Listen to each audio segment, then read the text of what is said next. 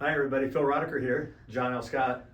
See, I did a video last week about the benefits of selling a house right now in the market. It was a great video, everybody seemed to like it, but the thing I didn't really talk too much about is what the benefits to the buyers are buying.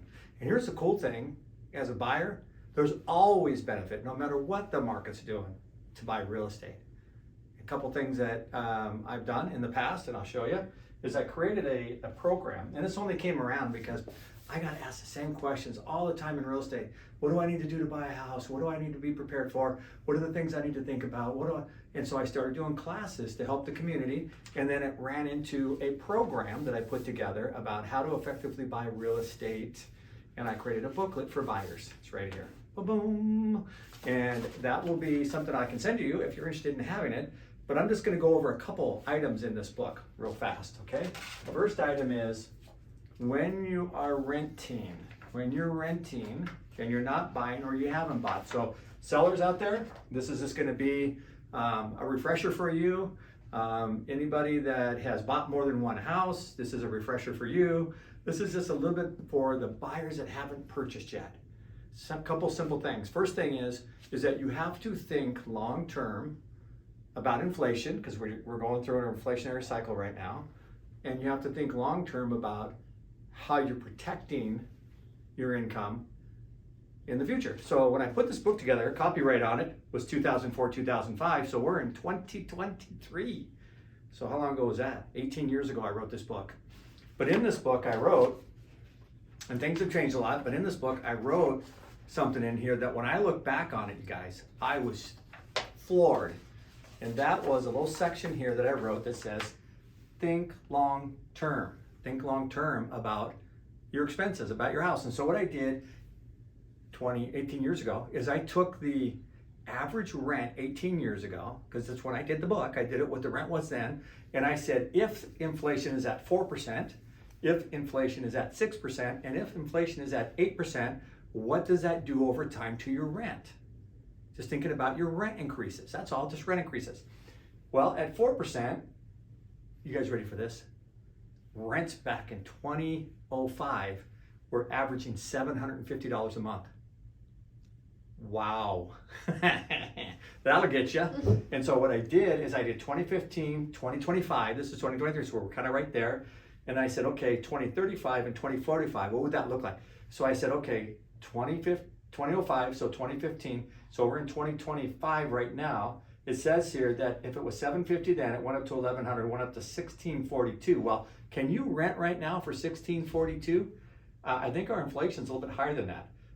Down here it says if it went up at 6%, then it would be $2,400 a month, and if it went up at 8%, it would be $3,400 a month. What do you think rent is today?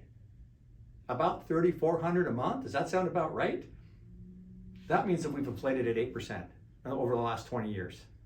If it's the other one at 6%, that's $2,400. But what it's saying is it's just going up rent, and it's going to continue to do that. And it did that 18 years ago, and it did it 8 years ago, and it's doing it now, and it's going to do it again. It's going to do it again. So if we look there at 24 at 6%, 10 more years from now, that's going to be $4,275. 20 years from now, if we've done nothing, that same place that you live in today is going to be $7,000 a month. You know the bad part about all that? $7,000, I can't even say it. $7,000 a month. The house that you're living in is 20 years older. It's the same shack you're in now. It's just 20 years in the future if you've done nothing. So that's kind of how rent works, and it's slow, incremental, over time, raise. So you're always chasing the rents, and it's hard for you to get ahead. Because if you're renting at $3,000 today or $24,000 today and it goes to $7,000, you just lost $5,000 a month of your income. Do you see a problem with that?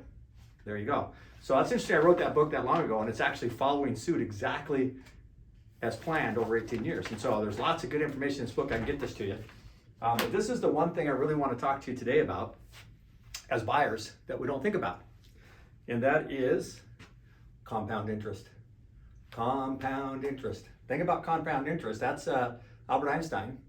He said that that's the eighth wonder of the world, compound interest, because it happens so subtly, but it's so impactful to you. And this compound interest works on everything: car payments, credit cards, housing, everything. And so a real simple graph of compound interest is like this. It looks just like that, okay? So compound interest is this. This is how much you pay monthly, and this is how much time. Okay? This is time. And so if we say you buy a house over 30 years, 1 year, 30 years, how much? And let's just say the payment today, you figure it out, let's say it's $3,000 a month. Whatever you get, let's just say it's $3,000 a month. Hello? The best part about $3,000 a month is that's what it is for the next 30 years. Did I not show you over here what happens with rents? Here you have a way of doing this. Stopping the inflation on it. You put a lid on how much you're going to pay monthly today. So when you buy a house today, whether it's 12% interest, 4% interest, 6% interest, 9% interest, it doesn't matter. What you've done is you stopped the growth, the appreciation. You've now taken advantage of that, and you've stopped the inflation of home. So if that house cost you, let's say $400,000, and I'm 1.4 million, it doesn't matter the number. You stopped it right there. So as inflation goes up at 4-6%, now you're taking advantage of this thing up here, which is called appreciation. So is that house over here, year 1, year 10, I'm writing on a board and it's kind of wobbly, 20, year 30, is it still $400,000 in the future, or did it compound in value? Now here's the cool thing about being a homeowner is that you're compounding not your money, you're compounding the bank's money, and you're paying them back money for them to compound the money for you. So let's say if it goes up and it doubles, so it goes from 4 to 8, what's that, 8 to 16, 16 to what, 32, 3.2, okay? How much of that from 400 to 3.2 did you have to come into the bank with? Goose egg. That's a real term, by the way. That means nothing. It's an English term. But goose egg, you had to come in with nothing. So you made that just because you made a decision. Okay, just there you go. That's the prize. Okay, here's the other prize to it too. This goes just like this. This is interest that you pay. This is principal. And it works just like that. It's on a sliding scale because it works off the diminishing value of that 400K. So let's just say the interest rates today are at 6%. 6%. Okay, and these numbers aren't exact. There's no mathematicians out there watching this because these are going to be not right numbers. It's a concept, okay? I'm just showing you a concept of how interest and principal work, okay? Interest is front-loaded, so it works off the diminishing value. So let's just say the first month you're paying $3,000, your first payment on that's going to be $2,000, let's just say 50 in interest, and it's going to be $50 in principal. Then the next month you make a payment, it's going to be $2,049, and then 51. This is going to be principal and interest. So slowly the principal goes up every single month because it works off of what the diminished value of the money is. So if you pay $50 towards that 400,000, it doesn't seem like much, but over time it adds up because now you have less of a balance. And so it goes like this. So, but here's the cool thing about a house that you can't do with rent. If you added $3,000, if you added $300 to that payment, you cut like 10 years off the back of this loan. So instead of paying it off in 30 years, you can pay it off in 20 years. If you added $600 to that payment, let's just say you went $3,600, you could pay it off in half the time. So you could have that mortgage go to 0 in 15 years. Now think about your age and add 15 years to it. All right, now think about your age and add 30 years to it. All right, which one seemed farther? The 15 or the 30? I bet the 30 did. So here's a way for you to hedge the future. And then what you do, when you pay the house off in 15 years, 15, what happens? The zero, that kind of goes away, doesn't it? That 6% that you're worried about today, that $3,000 a month payment, all that goes away. And you're doing it in the prime income earning years of your life. This is how we retire when we get older, is we have this thing go away. It's the single largest debt you service, unless you got a yacht or a helicopter or something that I don't know about. You got a chalet in the Swiss Alps. If you do, let me know. I'll come do the same thing right there in the Swiss Alps with you, okay? So I'll show you this whole thing again. I'll do it in person, okay? But this is how it works. Here's another cool thing about buying real estate that you can't do with rents, is you can step all this stuff down. So let's say your payment's $3,000, and that's at 6%. You could actually start at 4%, get the seller to pay that down. That's called a buy down. So buy that down. So they starts here at 4%, then it goes to 5%, and then it finishes at 6%. So all that interest right there is paid up front. And who pays that up front for you?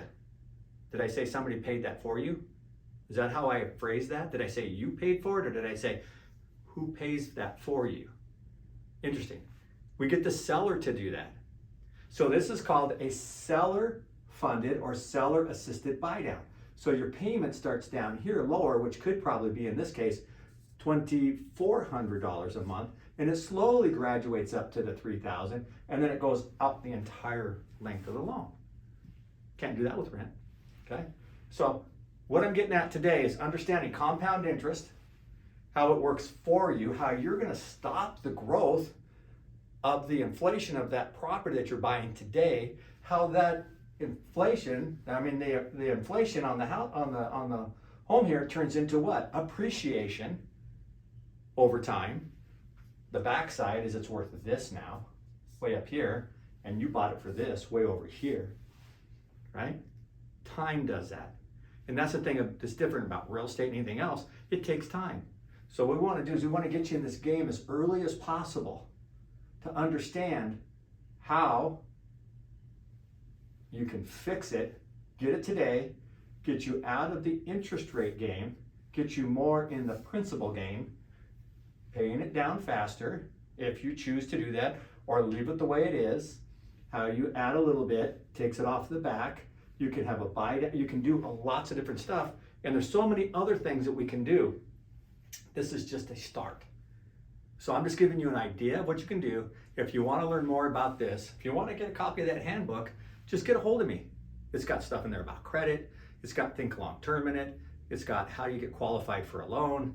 What are the banks looking for? And I'm a real estate agent. I'm not a banker.